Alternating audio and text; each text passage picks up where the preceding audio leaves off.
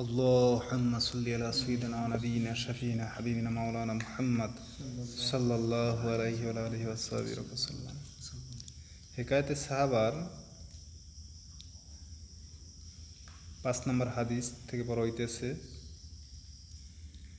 দুই আনসারী বালকের আবু জাহেলকে হত্যা করা।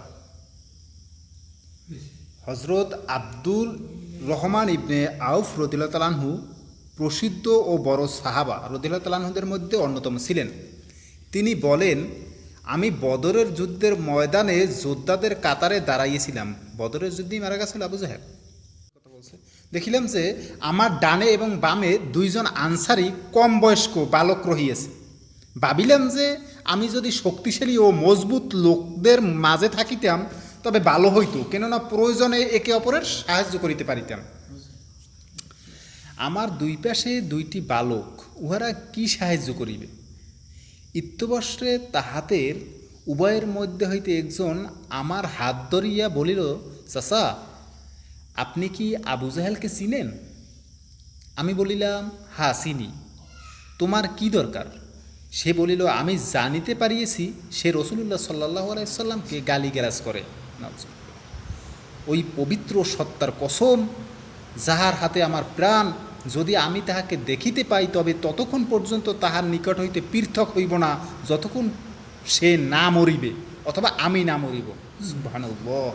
বালকে কইতেছে। তাহার প্রশ্নোত্তর শুনিয়া আমি হতবাক হইয়া গেলাম।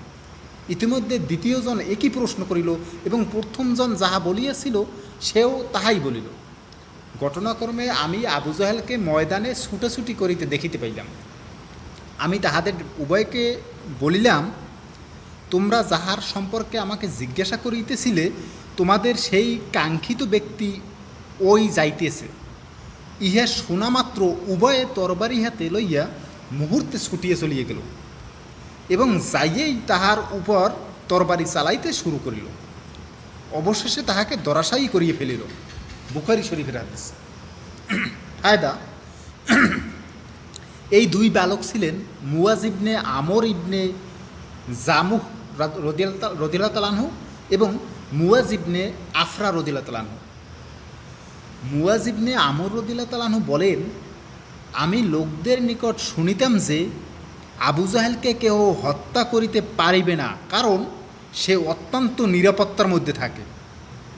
আমার তখন হইতে খেয়াল ছিল যে আমি তাহাকে হত্যা করিব। এই দুই বালক ছিলেন পদাতিক আর আবু জাহেল ঘোড়ার উপর সওয়ার ছিল। তখন হইতে খেয়াল ছিল যে আমি তাহাকে হত্যা করিব। এই দুই বালক ছিলেন পদাতিক আর আবু জাহেল ঘোড়ার উপর সওয়ার ছিল। সে সৈন্যদের কাতার ঠিক করিতেছিল। আব্দুর রহমান ইবনে আউফ রাদিয়াল্লাহু তাআলা আনহু দেখিলেন ইহারা দুইজন ছুটিয়ে গেল। যেহেতু ঘোর সওয়ারের উপর সরাসরি আক্রমণ করা মুশকিল ছিল, এই জন্য একজন ঘোড়ার উপর আক্রমণ করিল আর অপরজন আবু জাহেলের পায়ের গোছায় আঘাত করিল। ইহাতে ঘোড়াও পড়িয়ে গেল এবং আবু জাহেলও এমনিভাবে পড়িয়ে গেল যে আর উঠিতে পারিল না। এই দুইজন তাহাকে এমন অবস্থা করিয়া রাখিয়া আসিয়াছিলেন যে সে আর উঠিতে সক্ষম হয় নাই। সেইখানেই পড়িয়া ছটফট করিতে থাকিল। কিন্তু তাহাদের ভাই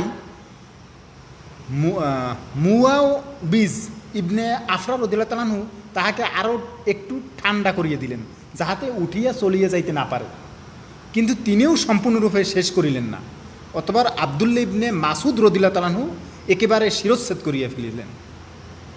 মুয়াজ ইবনে আমর রাদিয়াল্লাহু তাআলা আনহু বলেন, আমি যখন তাহার পায়ের গোছায় আঘাত করিলাম তখন তাহার পুত্র ইক্রিমা সঙ্গে ছিল। সে আমার কাঁধের উপর আঘাত করিল। পৈতে লাগছে ইক্রিমা, আর ইকরামা হবেও না, আরবিতে ইক্রিমা বানামটাই হয়।